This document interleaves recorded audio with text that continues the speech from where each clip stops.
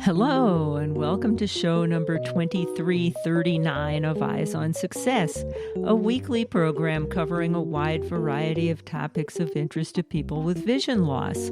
I'm Nancy Goodman Torpy. And I'm Pete Torpy. Many of the people at Amazon who have disabilities have been in the disability and accessibility space for decades. And so not only are we bringing individual lived experience into the company, but we are bringing people with decades of experience with many, many disabilities. And as we've mentioned many times on the show before, it seems that companies that employ people that are going to use their tools actually develop better tools. So it's really good to see Amazon and other companies employing people with the disabilities that people in the real world will be using. Amazon is dedicated to making their devices and services not only user-friendly, but also accessible to everybody, no matter what their individual challenges are. We'll talk with Peter Korn, Director of Accessibility for Amazon's Devices and Services business, about how their design philosophy enhances the experience for all. But first, for our tip of the week. This week's tip comes from Peter Korn and might come in handy in our home. One of my favorite tips is you can ask Alexa to speak faster. If you prefer and are comfortable with a faster speaking rate, you can ask Alexa to speak slower. If you would like her to slow down and enunciate a little bit more clearly. And the way you do that is probably exactly what you would guess. Alexa, speak faster. That's great, but you have to concur with the other members of your household because Pete listens to things a whole lot faster than I do. Well, it sounds like we've got a feature request to have the speaking rate be tied to the voice of the person interacting with Alexa. Oh, I love it. Well, maybe we'll look for that in the future. No promises, but it's a great idea, and we'll take it back to the team. Here's Pete demonstrating the result of following Peter Korn's tip, with Amazon speaking at several speeds and also using several different voices. Hi, this is Alexa. Alexa, speak faster. Okay, I will speak at this speed from now on. Alexa, speak even faster. Okay, I will speak at this speed from now on. Alexa, speak faster. Okay, I will speak at this speed from now on.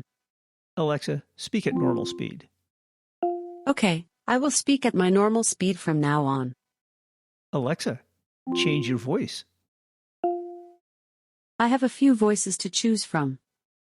Here is the first one. There's an official league for rock, paper, scissors. If you want to play sometime, I'm game. Would you like to choose that one or hear another? Hear another. Here is the second one. Koalas have fingerprints, and they're very similar to a human's. Would you like to choose that one or hear another? Another. Here is the third one. The kiwi is the only bird in the world with nostrils on the tip of its beak. Would you like to choose that one or hear another? Another. Here is the fourth one. I hear there are more chickens in England than there are people. Blimey. Would you like to choose that one or hear another? Alexa, cancel. Goodbye for now. Okay, Alexa, speak faster. No, Alexa, speak slower. Alexa, speak faster. No, speak slower. Uh-oh. Alexa, speak slower. Hey guys, make up your minds already. Support for Eyes on Success is provided by Clusive, an e-learning platform built for the blind community to learn technology, occupational, and career skills to help you reach your employment goals. More information is at www.clusive.io. That's www.clusiv.io. You are listening to Eyes on Success. Success, success, success, success, success. Let's start by meeting Peter and learning about how the accessibility team at Amazon works. We always enjoy talking to today's guest because he always has some interesting new features to talk about and new devices. And so, Peter, I thought maybe we could start out before we do that to tell people a little bit about yourself. Well, thank you very much, Peter. My name is Peter Korn. I am the Director of Accessibility for Amazon's Devices and Services business. I'm coming up on my 10th year at Amazon and my 33rd year in the accessibility field. You've been doing this a long time. I have. I can't imagine a better career, a more enjoyable and fulfilling career. I feel incredibly lucky to have found this work and to have the privilege of serving people with disabilities. It has to be particularly good to have such a big impact on people around the world. It is. We announced recently that we've sold over 500 million devices in the 16, 17-ish years that Amazon has been making devices from our first Kindle. And nearly every one of those 500 million devices comes with a rich suite of access features: our VoiceView screen reader, screen magnifier, the innovative text banner feature that I think I mentioned when we were last together in 2020, and lots of other features, and of course, Alexa as well. So the reach that we have is truly stunning, and it's a real responsibility that we have to make sure that everything we sell is highly accessible. So you serve people with a wide variety of disabilities, but you don't personally have a disability, do you? Nothing to speak of. My back isn't what it used to be. I don't really consider myself a person with disabilities. I consider myself a strong ally. And we really strive to hire experts with disabilities to help us make our accessible products. People like Dr. Joshua Mealy, who's on my team, Mark Mulcahy, a blind principal engineer who developed the VoiceView screen reader. Shadi Abuzara joined my team, and he's in a wheelchair, and he leads our standards and policy accessibility work. And it is senior employees like these that really help us build the products that our customers love. Now, your team can't work on every individual project at Amazon because there's lots of things going on. How do you interact with the rest of the company? What's your model? You've maybe heard of companies talking about a hub and spoke model, where you have sort of this hub with the core accessibility expertise and then spokes out to different parts of the company. We're 1.5 million employees. We have businesses that are very different from one another. What does selling groceries have to do with making movies, have to do with publishing books, have to do with a voice assistant, have to do with cloud services, have to do with satellites, have to do with self-driving cars? Very, very different. And so what we've done is we have a hubs and spokes model. So I lead the device accessibility team.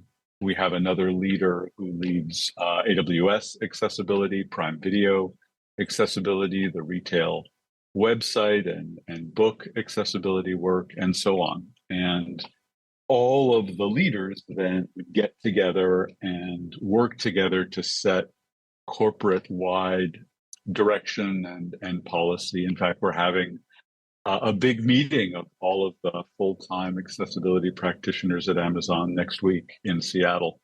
And this is our 10th anniversary year of accessibility work. We began pretty humbly and rather small by making the Kindle reading app on iOS and Android work with the VoiceOver screen reader and the TalkBack screen reader.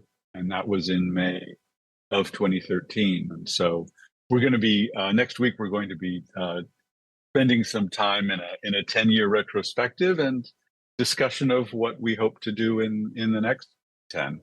Well, congratulations to both Amazon in general and to you personally. Thank you. Thank you very much. Support for Eyes on Success is made possible in part by our corporate partners. Find out more about partnership opportunities by sending an email to hosts@eyesonsuccess.net. This week's focus topic is what's new in accessibility of the vast array of products and services provided by Amazon. Well, before we start to talk about specifics, I just want to say that we have your Echo devices all around the house, and I really enjoy using them being voice activated so I can pull our shades up and down, control the temperature. And for a person who can't see all of these devices and buttons and screens, it's really handy. And also, last time you talked to us, you mentioned that you had microwaves that could be controlled by voice. And I finally fished in for one of those. And we put it down in our kitchenette downstairs.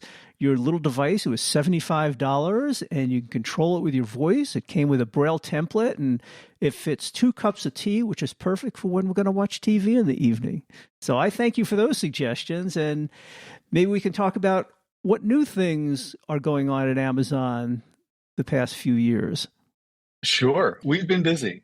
So looking back on when we last connected sometime mid-year of 2020, since that time, we announced a feature that I think is still unique in the industry called Text Banner, which is on our Fire TV devices. And it's really designed around the needs of customers with a narrow field of view, something like glaucoma, retinitis pigmentosa, tunnel vision, where you don't need magnification. That just moves things outside of that narrow field of view that you have. So we take all of the information that a screen reader might present and we pull it together contextually into a box or a banner that you can place somewhere on the screen. You can choose the size, the color, and so on, and what information you want there. And that really came out of conversations we had at the CSUN Assistive Technology Conference a couple of years earlier. We've been doing a lot with communications accessibility. You have with your Echo devices built-in Alexa communication. You can drop in on someone, you can call someone, you can message someone through Alexa. And since we last spoke, we implemented real-time text on Alexa communication. So somebody who is deaf or hard of hearing can type in real time in text to someone else who may not be deaf or hard of hearing, and that bridges the communication gap.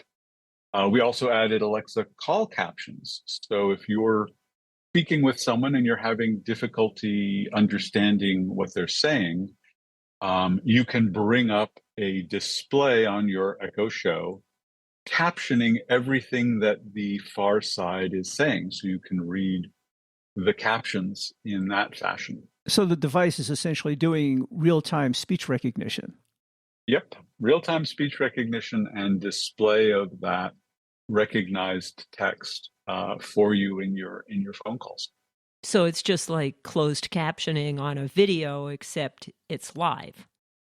Except it's live, yes. That's really cool. And that's built in and free with every Echo Show, or the Alexa app on your phone.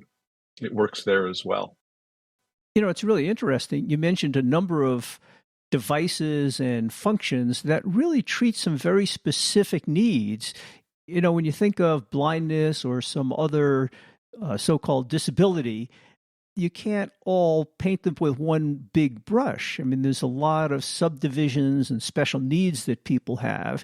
And like with this banner vision thing, you really made this functionality work for some very special need.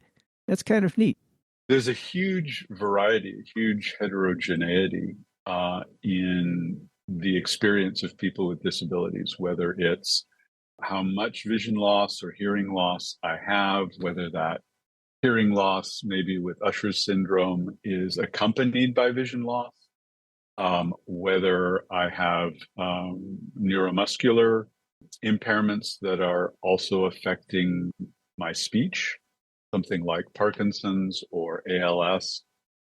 And each of these have a different set of adaptations for the computer or technology to do to maximize how efficiently and happily you can use that technology or how much you struggle with it. And as our accessibility work has matured at Amazon, we are reaching deeper and deeper into potentially narrower needs or lower incidence needs as we work toward our goal to be the most accessible, affordable devices on the planet. So tell us a little bit about how that process works at Amazon. You obviously can't have a person on your team with each of these very special needs. You must somehow go out and do some focus groups and have to learn about these special needs and develop them in-house. How does that all work?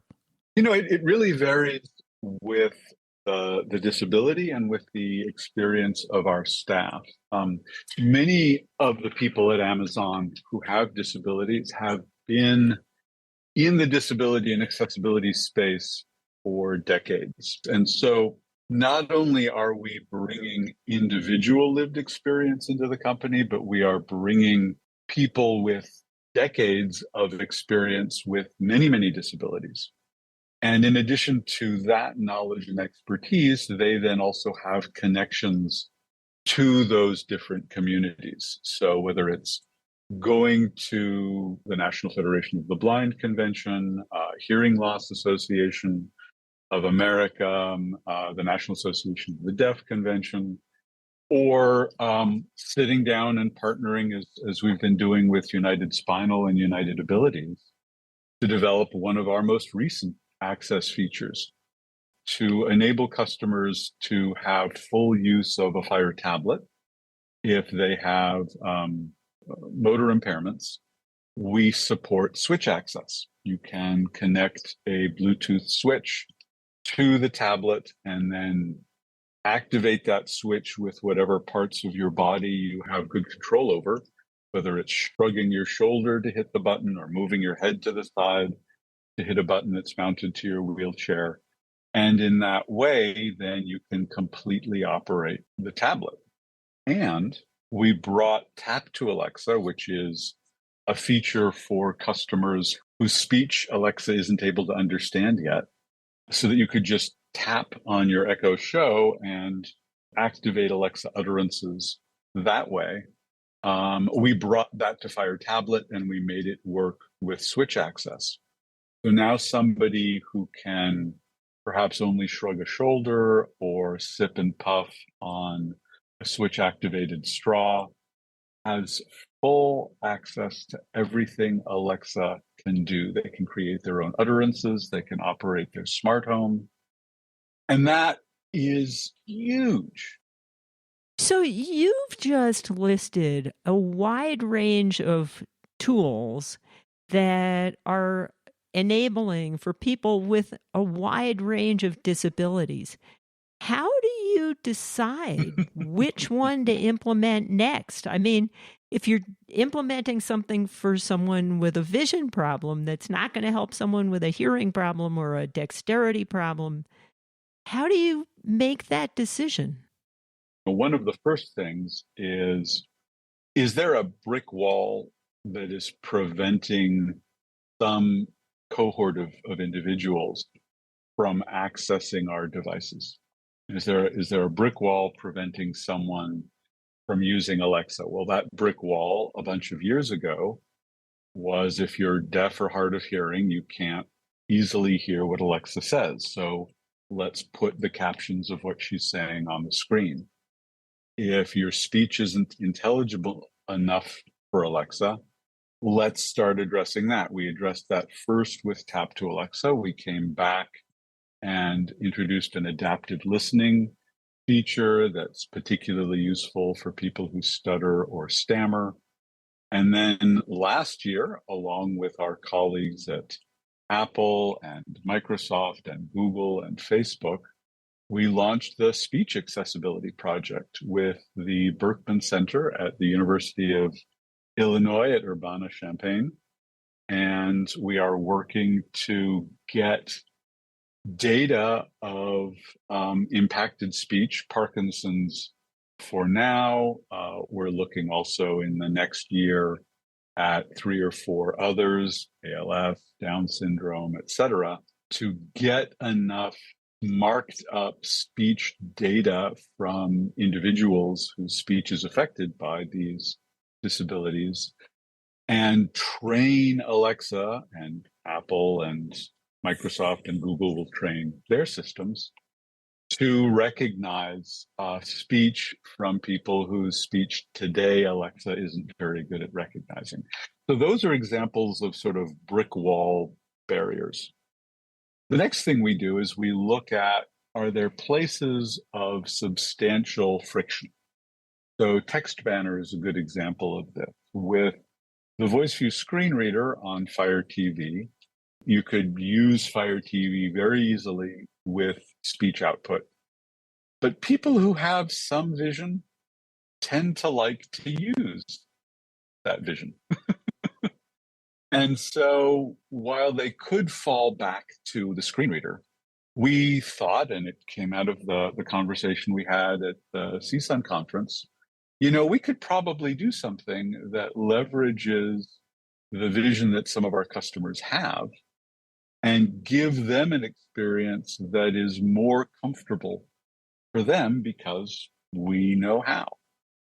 Another great example is something we released last year.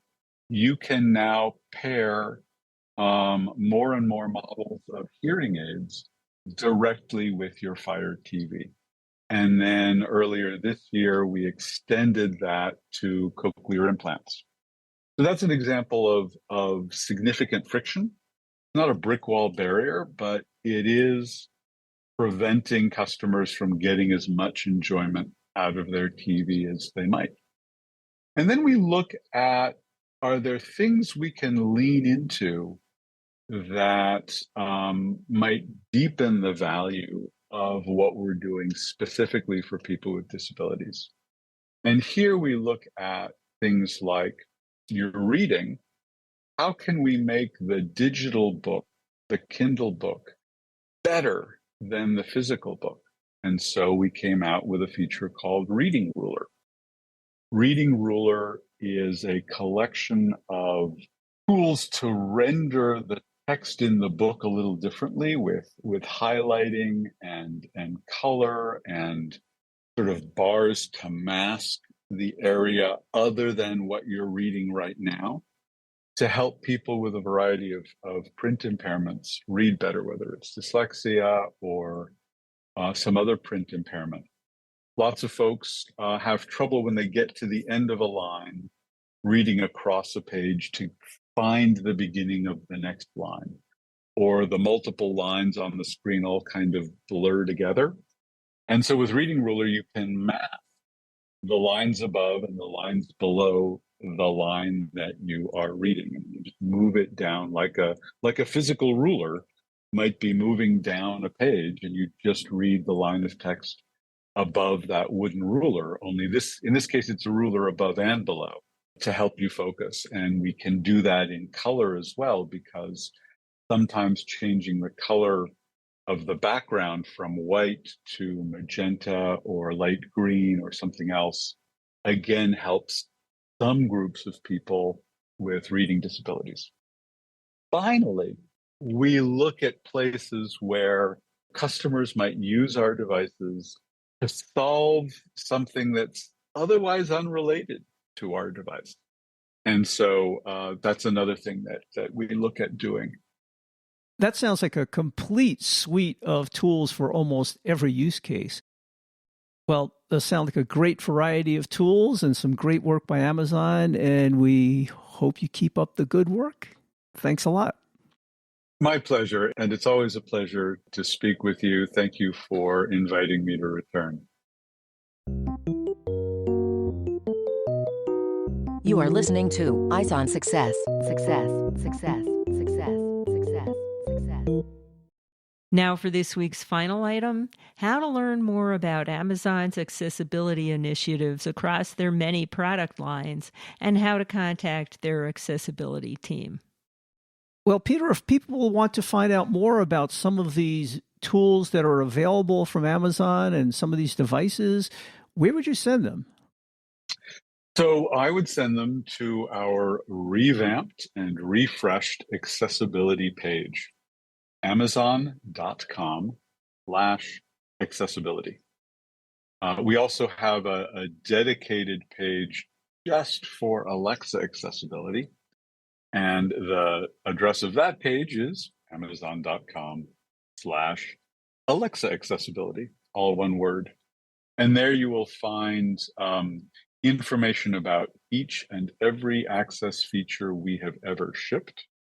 You will find how-to videos that take you through unboxing your Fire TV, setting it up, setting up the VoiceView screen reader, turning on audio descriptions.